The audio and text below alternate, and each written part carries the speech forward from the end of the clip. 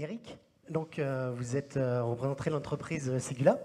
Pour vous, voilà, comment ça s'est passé? Parce que du coup, on a tout mis en place, on a recruté des bons designers, ils sont prêts. Comment ça se passe maintenant? Bah, pour nous, le plus dur a été déjà de faire la démarche, de dire que nous sommes un groupe, hein, un groupe d'ingénieurs. Oui. Donc le design, ça nous est clairement assez exotique pour nous. Et en même temps, c'est ce qu'attendent nos clients aujourd'hui. Nos clients, jusqu'à présent, faisaient de l'innovation et nous demandaient de participer au développement. Aujourd'hui, nos clients nous demandent d'innover à leur place. Que ce soit dans les secteurs automobiles, aéronautiques, ferroviaires, c'est pareil.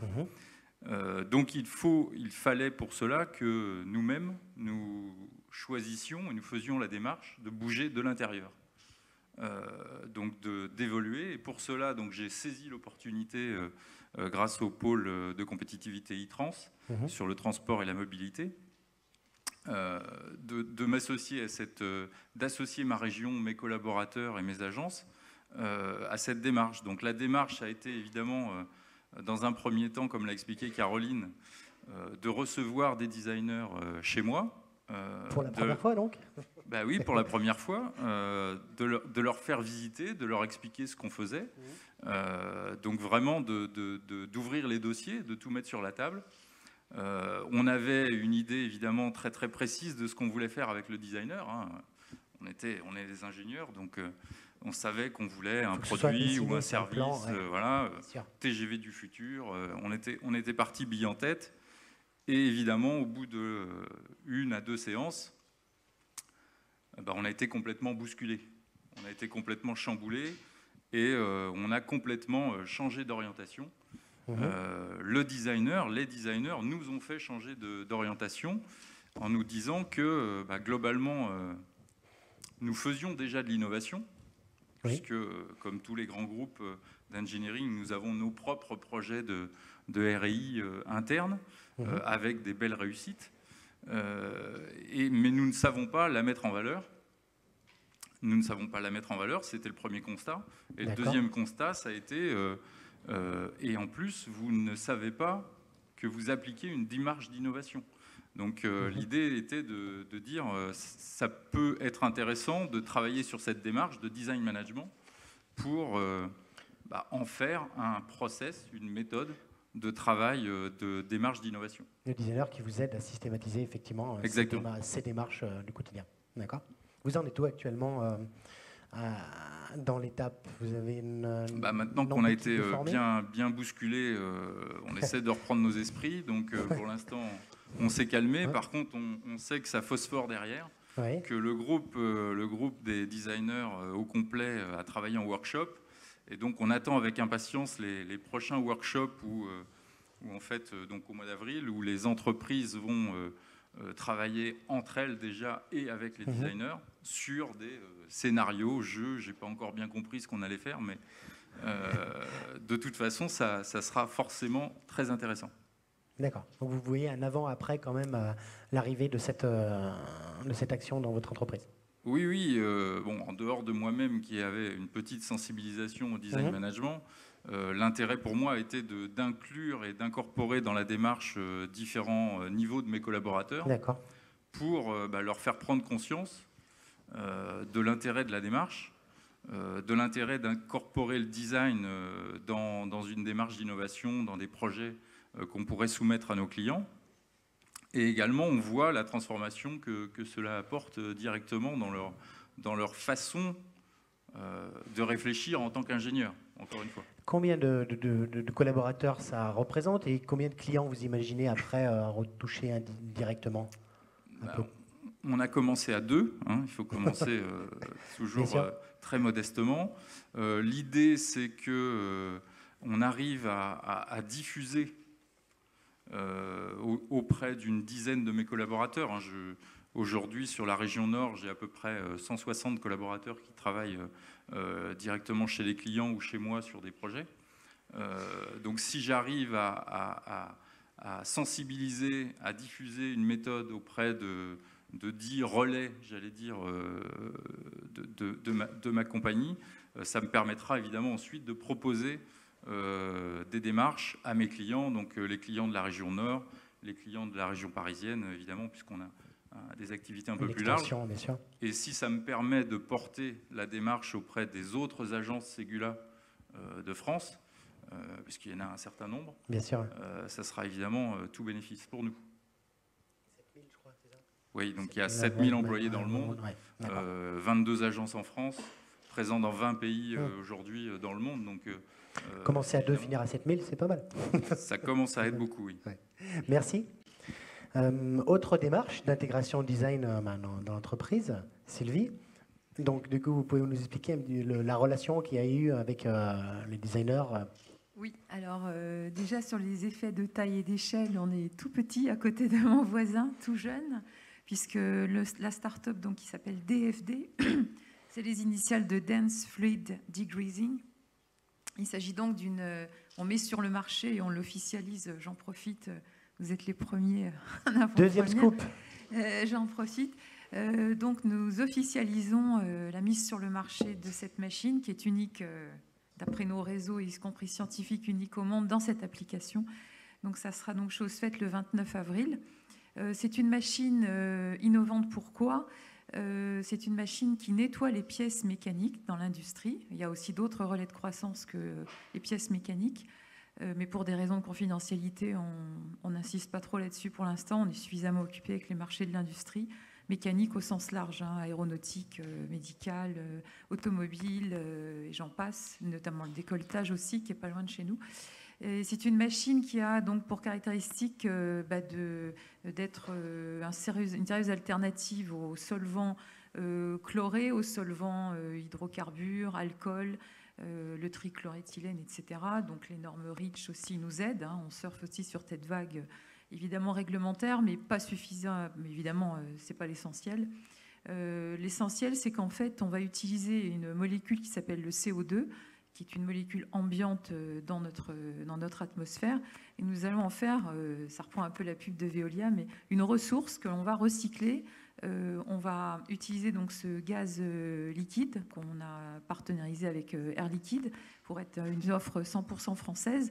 Et nous allons le pousser dans cette machine à une pression et une température qui va faire en sorte que cette molécule sera ni gaz ni liquide. Elle sera dans un domaine qui s'appelle le domaine supercritique et ça lui confère des propriétés de départiculage et de déshuilage très performantes pour un bilan écologique, parce qu'on vise les deux, bilan économique et écologique, qui est évidemment sans précédent. Notamment, j'ajoute que c'est un nettoyage 100% sec par rapport à des procédés lessiviels. Donc le rôle du designer dans votre développement de ce procédé. Voilà, alors le rôle, déjà, déjà, je voudrais remercier qu'est-ce qu'il y a sur la table ronde des personnes qui représentent justement les aides publiques. Ça a été une aide, une incitation évidemment, à faire entrer le designer à l'origine en fait de l'analyse fonctionnelle du produit, grâce aux aides déjà pour faire un cahier des charges, faire une mission de design produit. Et puis moi, je veux aller bien au-delà puisqu'on est déjà engagé sur le design de service. Donc ça a été une aide, un levier important. Donc levier par le financement, certes. Oui, par le financement. Moi, je me serais arrangée avec mon patron pour obtenir des budgets pour faire de toute façon du design parce que je suis de sensibilité marketing et je n'imaginais pas qu'une société encore plus qui est innovante, l'innovation passe aussi par son service, par donc le design. Alors ensuite, comment ça s'est déroulé ? Eh bien, très bien, et ça va continuer à très bien se dérouler. Donc, si ça continue à très bien se dérouler, c'était pas évident parce que, comme mon voisin l'a cité, moi je suis entourée d'ingénieurs et d'hommes, donc déjà ça fait du bien d'avoir une femme, en l'occurrence donc Laetitia, dans l'équipe, ça apporte un autre regard. Et par ailleurs, je suis entourée de gens qui ont une culture essentiellement techno, un peu de produits, pas trop d'usage. Puis le client, ma foi, c'est un peu ça, quoi. Ça suivra. Bon, ça se passe évidemment pas comme ça. Moi, je souhaitais faire intervenir, bien sûr, le marketing que je représente, mais le design à l'origine de la chaîne de la création de valeur. Et ça, on a réussi à le faire, encore une fois, grâce à ces aides-là. Alors après, j'ai demandé à mes collègues pour le plateau, hein, qu'est-ce que toi, ça t'a apporté, quel a été pour vous apporter des retours concrets. Bon, c'est simple, nous, on n'est pas des centaines, on est aujourd'hui 6 dans l'équipe, hein, avec uniquement des docteurs en chimie, des ingénieurs en chimie des matériaux, génie des procédés. Bon, il y a quand même quelqu'un qui vient de Sciences Po, donc il apporte un autre regard. Bref. Alors en fait, sur par exemple le retour du R&D, eh ben, il m'a dit, moi, ça m'a permis de me poser les bonnes questions. J'ai apprécié qu'on ait fait des brainstorming, avoir un regard bien sûr extérieur. Ça, c'est tout l'intérêt d'avoir un consultant, hein, que ce soit un coach, que ce soit un intervenant extérieur. Ça nous a aidé à y voir plus clair, plus tôt sur ce qui était réaliste en termes de couleurs, de formes, de matériaux aussi. Voilà. Des idées des fois un peu fantaisistes, mais qui aident à tracer des chemins, hein, qu'on n'oserait pas forcément emprunter. Évidemment, les coups de crayon, hein, qui sont... alors après, la difficulté, c'est de les rendre cohabitables avec des logiciels, eux, très codifiés. Et puis, un lien, effectivement, qui est un lien entre le bureau d'études et donc les techniciens. Sa difficulté à lui, pour lui, si c'est à refaire, c'est de dégager plus de temps pour être plus disponible pour le designer. C'est-à-dire qu'en même temps, on mène plein de choses, on bâtit la machine, on finalise donc l'analyse fonctionnelle. Moi, je suis en plein lancement de gamme, de communication. On est vraiment chacun un poste, on est tout le temps en flux tendu. Et on a besoin, à un moment donné, de prendre ce recul. Et c'est pas évident de trouver le temps ou la disponibilité d'esprit. Donc, ça n'a certainement pas été évident non plus pour notre designeuse. Et encore une fois, c'est là où, et c'est pourquoi on l'a choisie, c'est dans sa personnalité, on a senti qu'elle était souple, qu'elle était à l'écoute, qu'elle était flexible, qu'elle savait aussi, sans nous heurter, nous proposer des idées. Des orientations. Tout autant que, ma foi, des fois, se fondre aussi dans les nôtres. Enfin, il y a eu vraiment on a bâti progressivement quelque chose. Hein. Elle nous a pas dit, non, jetez à la corbeille tout ça, je vais vous refaire dans le bon sens. Non, ça s'est construit pas à pas. Et notamment, là, ce que je retiens de très fort, c'est à l'occasion d'une réunion, d'ailleurs, ici, enfin à Saint-Chamond, l'idée d'une Edifort qui est ressortie sur la modularité. Et moi, ça va être une veine que je vais creuser, que je vais capitaliser sur le plan marketing. Parce que la modularité de la machine, aussi, on la mettra en avant avec la modularité du solvant, qui permet, en étant plus ou moins vers le gaz, vers le liquide, de gérer beaucoup de pollution. Nous, nos polluants, on lutte contre les huiles de coupe, les graisses, les lacs, enfin tout ce que les industriels utilisent pour usiner leurs produits. Voilà. D'accord. Donc ça, peut-être Laetitia pourra nous témoigner. Comment c'est arrivé en fait cet aspect de modularité? Parce que du coup, est-ce que vous avez pu prendre le temps justement avec cette action designer résidence qui t'a permis dans ta méthode d'avancer? Alors, déjà, on avait mis en place une première relation par rapport à un projet qui était design et sous-traitance avec la Cité du Design, qui avait permis déjà de mettre en avant un premier cahier des charges. Ensuite, ça avait découlé une étude design produit classique sur la machine. Et dans l'analyse qu'on avait faite par rapport à cette machine, tout de suite est ressorti justement de ces points-là, de modularité, mais également en échangeant avec Sylvie, cette notion de service. Une machine, c'est bien, elle peut être très belle, elle peut être très compétitive et tout ça. C'est quelle relation après on met avec son client, on met en place. Et c'est vrai que là, l'opportunité qu'offre Viameca pour DFD, c'est de pouvoir aussi continuer, aller plus loin dans la réflexion. Et ça, c'est l'objectif, c'est vraiment d'aller plus loin dans le scénario d'usage par rapport à la machine, de pouvoir justement calibrer correctement et quels vont être les apports et être au plus proche finalement du client final. D'accord, merci. Je rebondis aussi sur une question, Isabelle. Vous avez noté, Sylvie, en fait, je suis marketing et du coup, marketing, design. Est-ce que c'est opposé selon vous, Isabelle? Est-ce que c'est si loin, si loin les uns des autres? Pas du tout. Comme je disais, il y a le design matériel, comme vient de dire Laetitia. Bon, il y a eu une étude sur la machine. Voilà, il y a eu du design produit machine, voilà, normal.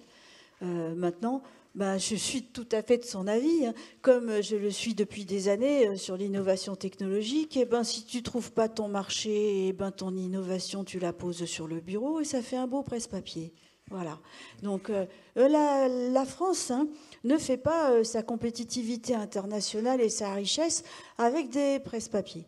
Du coup, on est bien obligé, et on l'a toujours fait, nous, d'accompagner l'entreprise en lui disant, dès le moment où tu commences à concevoir ton produit, et je fais une relation avec le design immédiatement, puisque comme vous l'avez dit, si on ne le situe pas, le design, en amont de la construction de la chaîne de valeur, c'est pas quand on voudra en mettre une surcouche pour faire joli à la fin que ça servira à quoi que ce soit. Donc, design en anglais, ça veut dire conception. La France est une nation d'ingénieurs. Les entreprises bourrées d'ingénieurs en France, ça ne manque pas. Il n'y a aucun espace dans les formations d'ingénieurs en France. Ça commence à l'INIS, mais de loin. Aucun espace dans la pédagogie, dans les 5 années d'école d'ingénieurs, toutes écoles confondues, toutes spécialités d'ingénierie confondues, où on ne parle de design. Ça n'existe pas. Donc, force est de constater qu'il faut bien faire l'intégration après, et que les ingénieurs, quand ils conçoivent des produits, ne pensent pas du tout que le design, c'est de la conception aussi. Donc, nous incitons depuis longtemps les entreprises à penser à leur marketing dès le début de leur conception du programme d'innovation, même s'il est technologique. Nous avons toujours incité à intégrer dans ces programmes des composantes non technologiques, par exemple, de la préparation de feuilles de route stratégiques, par exemple, de la recherche de partenaires, à la fois industriels et commerciaux, à partir du moment où ce sont des recherches préalables et que ce n'est pas l'engagement d'un programme de commercialisation proprement dit, c'est autorisé par l'Europe, ça ne fait pas obstacle à la libre concurrence. Donc, ce sont des dépenses éligibles. Donc, ce lien, nous l'avions déjà toujours. Aujourd'hui, avec l'élargissement du champ de l'innovation, et même isolément, même sans travail technique du tout, on est en mesure d'aider des projets qui ne concernent que le design management, c'est-à-dire l'intégration du design dans l'entreprise, avec un impact sur, y compris l'écosystème de l'entreprise, l'écosystème extérieur, son organisation intérieure, son modèle dedans-dehors, qui va permettre que l'entreprise ne soit plus isolée, mais bien en phase avec tout son marché, ses fournisseurs, ses sous-traitants et bien entendu ses clients, les prescripteurs de ses clients, et son organisation interne également. Donc, à partir de là, on peut designer un modèle économique et on peut espérer, c'est ça le livrable de ce type de programme, impacter son marché. Si on fait de l'innovation, si on commence à investir dans quelque chose, un développement quel qu'il soit, technique ou économique, ou technique plus économique, et qu'on ne laisse pas de traces matérielles fortes sur son marché, moi je vous dis, à quoi bon? Ça ne sert à rien d'engager de l'énergie et du temps qu'on n'a souvent pas, de l'argent, si ce n'est pas pour tracer un énorme sillon dans son marché autour de soi, laisser sa trace et puis la faire grandir. Donc, si on veut véritablement impacter son marché, ça veut dire quoi? Qu'on va changer la relation avec ses clients, qu'on va changer la relation avec les gens qui vont parler de nous à nos clients, qu'on va créer beaucoup plus de valeur ajoutée, donc gagner plus d'argent, soyons clairs, la valeur ajoutée. Bon, on peut en parler comme ça. Pour moi, c'est très matériel. C'est les pépettes qui rentrent dans la caisse et qui y restent. Et qui permettent de refaire d'autres pépettes derrière en investissant ailleurs. Donc, voilà. Si on veut tout ça, il faut se préoccuper dès la conception, fût-elle technique et aussi pointue que celle de la machine de DFD. Et pour n'importe quelle entreprise, ça vaut. Parce que le design, figurez-vous, c'est facile. Les ressources, notamment en Rhône-Alpes, sont immenses. Le réservoir de compétences également, je crois plus que dans n'importe quelle autre région. Bon, pas seulement parce que c'est une grande région, mais aussi parce que c'est une région qui a cette culture-là depuis longtemps et que la Cité du Design, elle est à Saint-Étienne. Et puis aussi, c'est pas cher. Vous n'imaginez pas à quel point, quand on commence à parler d'argent, les freins tombent. La première chose qu'on me demande, c'est « Ouais, mais le design, ça coûte cher. » Alors je dis premièrement, on va chercher la bonne compétence. Deuxièmement, on va demander combien ça coûte. Et troisièmement, on n'est pas obligé de tout dépenser d'un coup. La démarche design est une construction. Et c'est une construction permanente, même si elle a forcément un début. Et donc, l'investissement dans le design qui est rentable, je le rappelle, il est progressif. Les petites entreprises, à cet égard, peuvent faire aussi bien que les grands groupes. Et quand on se pose la question de la rentabilité d'un investissement, il faut se la poser également pour l'investissement design. Il n'y a qu'à demander à toutes les entreprises qui ont utilisé une démarche design, quelle qu'elle soit, ce qu'elles y ont gagné en termes d'argent, leur retour sur investissement. Et si on fait cette enquête un jour, je vous parie que l'effet de levier de 1 € dépensé dans la démarche design donne 5 € de valeur ajoutée supplémentaire à l'entreprise. Bon, ça vaut la peine. Merci.